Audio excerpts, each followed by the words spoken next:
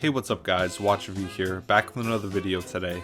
Today in this video, I'm going to show you guys how to change the date and time on the G-Shock DW6900LU. Now before I do that, I just want to let you guys know I have some other videos on this watch, so if you guys want to go check out those videos, the links to those will be in the description down below.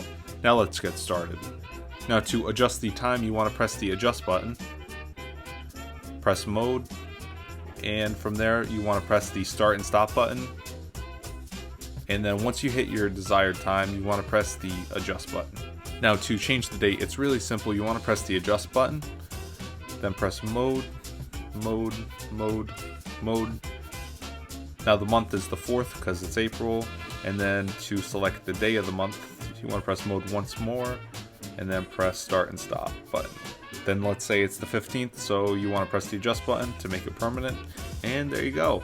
Well, I hope this video was helpful to you guys. If it was, be sure to subscribe and like. This has been Watch Review. Peace.